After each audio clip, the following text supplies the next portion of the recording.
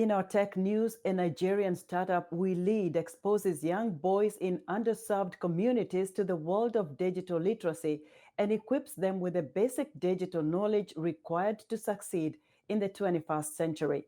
Africa 54's technology correspondent Paul Ndiho via Skype spoke to Dayo Oladele-Ilori, founder of We Lead, a Lagos-based nonprofit initiative that trains young boys and girls with social competence skills and mental well-being.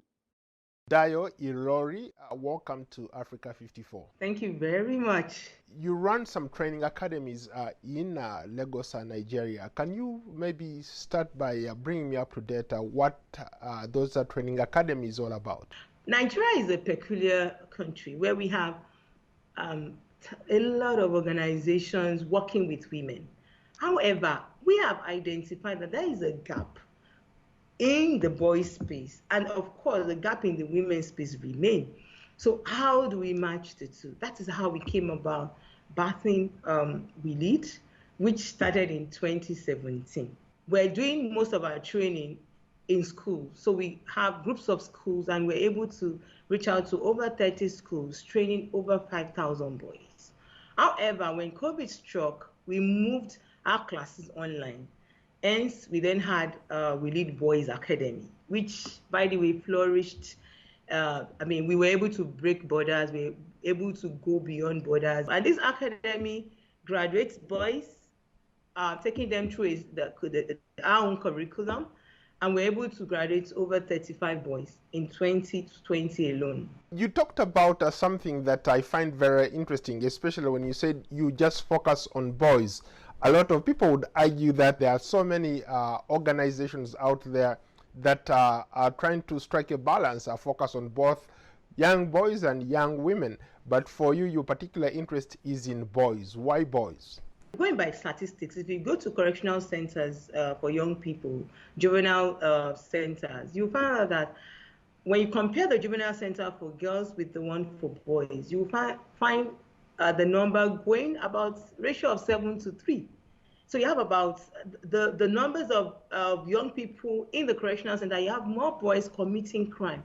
You have more boys getting into trouble. You have more boys in the height of the storm. So why not focus on boys? We need a healthy balance between both genders, hence our focus on boys. We see this gap clearly written. And if you talk to parents of boys, they will tell you that the society is actually sitting on a keg of gunpowder if we do not start talking to boys. Interesting. You also talk about how you pay special attention to correctional facilities. Is there any reason why you chose to go into these facilities for younger men?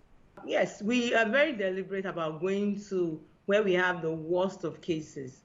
We thought to ourselves, we need a long-lasting relationship, a long-lasting engagement, an engagement that leaves these boys whole. Once we are leaving them, we know that we had actually sown a good seed in their life. Hence, we decided we're going to go to the correctional centers. And we started with the correctional centers for boys Orego in Lagos. We worked with these centers for over a year, going there every weekend to teach our curriculum. These courses range from leadership to masculinity and sexuality, delayed gratification, failing forward, critical thinking. These are things that naturally will not be taught in schools. Talk to me about the academy, the online academy. How are you able to interact with these boys when they're in these correctional facilities? Have you set up like computer labs in some of these facilities?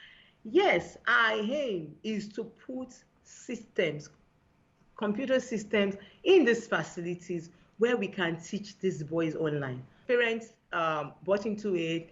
So boys from the UK, from the US, from Canada, from Ghana, from Nigeria, of course, logged into that program. We have about boys from about 7 to 8 countries. When you interact with some of these boys, what are their stories? What are their aspirations? What is it that they want to do once they get out of these programs? When you talk to these boys, you have potentials. So you find boys aspiring to be musicians, to be doctors, to be lawyers, to be sportsmen. Talents abound in this center. One Saturday that was one of the Saturdays we go to teach at the center. We got to the center and realized that one of the boys had just won a scholarship to study abroad. That was very, very heartwarming for us because it also shows that there are potentials residing in this center. And these potentials are just boundless. You need to hear, when these boys even speak, you're asking, why are you here? Thank you so much for your time, Dayo. Thank you, Paul. Thank you so much. That was Africa 54's tech correspondent Paul Ndiho speaking to Dayo Oladele-Ilori, founder of We Lead in Lagos, Nigeria.